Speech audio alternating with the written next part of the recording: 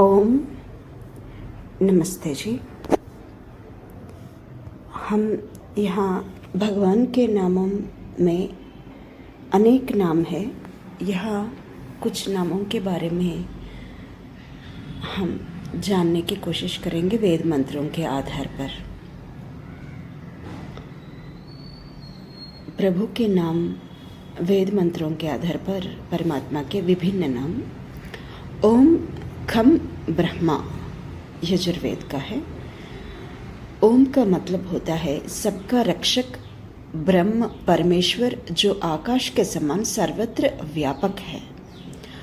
आकाश जिस तरह सर्वत्र व्यापक रहती है वैसे उससे भी अधिक व्यापक है परमेश्वर, सबका रक्षा करने वाला। प्राणाय नमो यस्य सर्वमिदं वशे यो भूतः सर्वस्य ईश्वरो यस्मिन् सर्वं प्रतिष्ठितम्। अथर्ववेद। ऐश्वर्यवान संसार के समस्त पदार्थों का स्वामी ईश्वर मतलब ऐश्वर्यवान है। सारा संसार के समस्त पदार्थों के रचना करने वाले स्वामी है परमात्मा। तद्विष्णोः परमं पदं सदा पश्यन्ति सूरयः दिवीव चक्षुराततम्। ऋग्वेद। यहाँ विष्णु शब्द परमात्मा का संकेत है। सर्वत्र व्यापकशील और सुंदर विशेषणों से युक्त सबको धारण करने वाला विष्णु होता है, वो परमात्मा। अभि प्रियाणि काव्या विश्वा चक्षाणो अर्षति हरिस्तुंजान आयुधा। ऋग्वेद। हरि शब्द यह परमात्मा के संकेत है। दुखों को हरने वाला हरि होता है। भूतानां ब्रह्मा प्रथमोत जज्जे तेनार्हति ब्रह्मणा स्पर्धितं कहा। अथर्ववेद। ब्रह्मा सबसे बड़ा सर्वजनक परमात्मा। ब्रह्मा अर्थात सबसे बड़ा होता है, हम सभी से बड़े हैं, इसलिए परमात्मा है।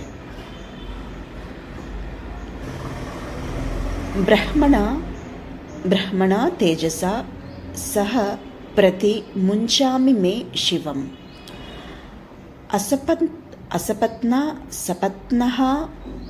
सपत्नाना मे अधर्राम अकहा। शिव सर्व कल्याणकारी मंगलकारी परमेश्वर। शिव शब्द का अर्थ है सबको शुभ प्रदान करने वाले। अथर्ववेद है। नमः शंभवाय च मयोभवाय च नमः शंकराय च मयस्कराय च नमः शिवाय च शिवतराय च यजुर्वेद है। शंकर मतलब सदा धर्मयुक्त कर्मों को प्रेरित करने वाला परमेश्वर। हमारे अंतर आत्मा में सदा हमें धर्मयुक्त कर्मों के लिए प्रेरित करते हैं परमात्मा, इसलिए शंकर है। त्र्यंबकं यजामहे सुगंधिं पुष्टिवर्धनम् उर्वारुकमिव बन्धनान् मृत्योर्मुक्षीयमामृतात्। ऋग्वेद। त्र्यंबक भूत भविष्य व वर्तमान तीनों कालों के ज्ञाता तथा कार्य जगत कारण जगत व सब जीवात्माओं का स्वामी परमेश्वर। भूत काल हो, वर्तमान काल हो या भविष्यत काल हो, सबके बारे में जानते हैं परमात्मा। और जो दिखाई दे रही है सृष्टि, ये कार्य जगत है, और जो मूल तत्व है इसका ये कारण जगत है। और सब जीवात्माओं के भी स्वामी है परमेश्वर, इसलिए त्रयंबक। गणानां त्वा गणपतिं हवामहे, प्रियाणां त्वा प्रियपतिं हवामहे, निधीनां त्वा निधिपतिं हवामहे। यजुर्वेद। गणपति सब प्रकार के समूहों, समुदायों व मंडलों आदि के स्वामी परमेश्वर है। सब प्रकार के समूहों के नेता, राजा समान सब समुदायों में अग्रगण्य है गणपति। सौर्यमा स वरुणः स रुद्रः स महादेव रश्मिर्भिर्तभा आभृतं महेंद्र एत्यावृतः।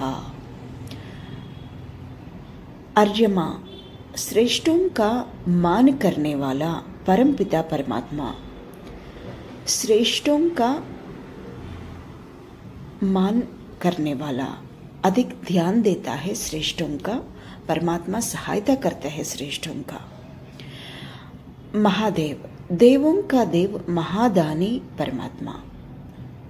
देव बहुत सारे होते हैं, विद्वान हो, ज्ञानी लोग हो, दाता लोग हो, ये इन सभी के भी देव है, परम देव है, महादेव है परमात्मा। वरुण सर्वश्रेष्ठ, हम श्रेष्ठ पदार्थों का ही ग्रहण करना चाहते हैं। उन श्रेष्ठ पदार्थों में सभी से भी सर्वश्रेष्ठ है, वर्णीय है, वरुण है। रुद्र दुष्टों को रुलाने वाला ज्ञानवान, रौद्र रूप होता है परमेश्वर का।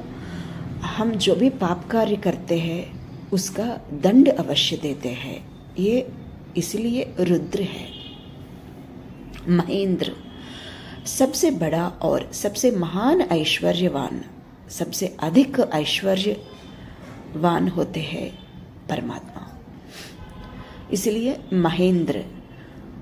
इंद्रम मित्रम वरुणमग्निमाहुरथो दिव्यः स सुप्रणो गुरुत्माना।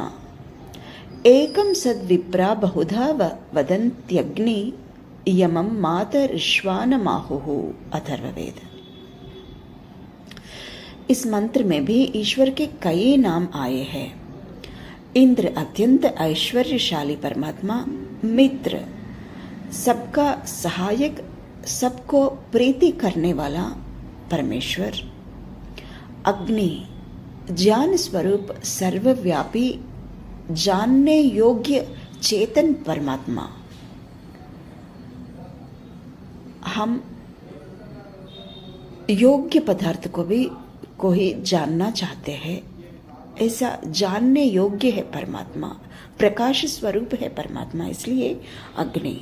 सबको सहायता करने वाले मित्र की तरह, इसलिए मित्र है। दिव्य प्रकाशमय उत्कृष्ट गुणों से युक्त देव परमात्मा। दिव्य भी उत्कृष्ट गुण वाले होते हैं, प्रकाशमय वो निस्संशय ही सबको प्रकाश देने वाले होते हैं। देव परमात्मा दिव्य है वो। सुपर्ण सुंदर ढंग से पालन करने वाला सामर्थ्यवान परमात्मा। जो राजा सुंदर पालन करता है उस देश में प्रजा सभी सुख शांति से रहते हैं, इसलिए परमात्मा राजाओं के राजा है, सुपर्ण है, सुंदर पालन करने वाला है। गुरुत्माना महान आत्मा वाला, सबसे महान है, सबसे बड़े है, इसलिए गुरुत्मान है। यम न्यायकारी जगत नियंता परमात्मा। यम का अर्थ भी सभी को न्याय करते हैं, चाहे सज्जनों को या दुर्जनों को, सभी को न्याय करने वाले परमात्मा यम होते हैं। ऐसे कई नाम एक ही निराकार परमपिता परमात्मा के वेदों में आए हैं। इन्हीं नामों के आधार पर बहुत से महापुरुषों के नाम भी संसार में आए हैं। वेदों के जो नाम हैं वही नाम महापुरुषों को भी रखा गया है। समय बीत जाने के साथ लोगों ने अज्ञानतावश इन्हीं महापुरुषों के नाम और इनकी महिमा वेदों में समझ ली और ऐसी मान्यता बना ली कि ईश्वर अनेक होते हैं और अवतार लेते हैं, जिनका नाम वेदों में लिखा है।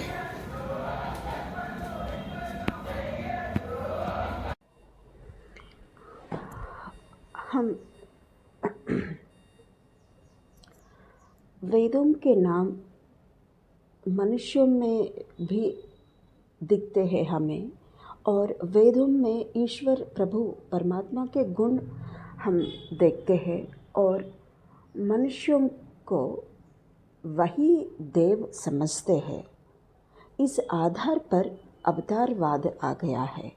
ये हमारी अज्ञानता है। ईश्वर कभी जन्म नहीं लेते हैं, इसलिए ईश्वर का नाम केवल रखा गया है, बल्कि वो ईश्वर नहीं है, ये हमें समझना चाहिए। और जो कि निराधार कल्पना है, ईश्वर एक ही है, निराकार है, सर्वव्यापक है, कण कण में व्यापक होकर सबको धारण और सबका पालन कर रहा है। और निराकार है, आकार रहित है, सर्वत्र व्यापक है, कण कण में व्यापक है, सबको कर्मों के अनुसार यथा योग्य फल भी देते हैं, जिसका सर्वश्रेष्ठ नाम है ओम। शेष जितने भी असंख्य नाम वेदों में है, सब उसके असंख्य गुणों के अनुसार ही, जैसे विष्णु, शिव, रुद्र, इंद्र, लक्ष्मी, सरस्वती, अम्बा आदि, ये सब नाम उस निराकार ओम के ही है, जिसकी उपासना हमारे पूर्वज ऋषि मुनि आदि सब योगाभ्यास की रीति से करते आ रहे हैं। ईश्वर एक ही है, लेकिन नाम अनेक है। परमेश्वर के भिन्न भिन्न नामों से भिन्न भिन्न प्रकार की मूर्तियाँ बनाकर पूजना, उनका हार श्रृंगार करना, उनको भोग लगाना, उन पर फल फूल जल दूध तेल चढ़ाना, उनमें प्राण ढालने का नाटक करना, उनको परमात्मा का प्रतीक मानना कोरी अज्ञानता है, नादानी है, मूढ़ता है। परमेश्वर के विभिन्न नामों के विभिन्न प्रकार की मूर्तियाँ हमें बनाते हुए दिखते हैं मंदिरों में, और उसको श्रृंगार करते हैं मूर्ति को, और भोग लगाते हैं और दूध पिलाते हैं, प्राण तक भी ढालने का नाटक करते हैं। ये सब अज्ञानता है, मूर्खता है ये। इसलिए हम किसी के अंदर प्राण नहीं ढाल सकते, हमारे इतनी शक्ति नहीं है। मूर्ति पूजा ना तो सीढ़ी है, ना ही कोई प्रथम कक्षा की बात है, और ना ही इसका विरोध करने से मुसलमान हो जाने की बात है। मूर्ति पूजा विरोध कर रहे हैं, इसका मतलब यह है कि ये मुसलमान है, ये नास्तिक है, ऐसा नहीं समझना चाहिए। मूर्ति पूजा कहीं भी परमात्मा को पाने के लिए सीढ़ी नहीं बन सकती, और ये कभी प्रथम कदम या प्रथम कक्षा की बात भी नहीं है। यह वास्तव में ऐसी खाई है जिसमें गिरकर व्यक्ति का आत्मिक विकास रुक जाता है और मृत्यु पर्यंत उसी में पड़ा रह जाता है। हम हमारी उन्नति नहीं कर पाते हैं, बल्कि अधोगति होती है हमारी ऐसे कार्य करने से।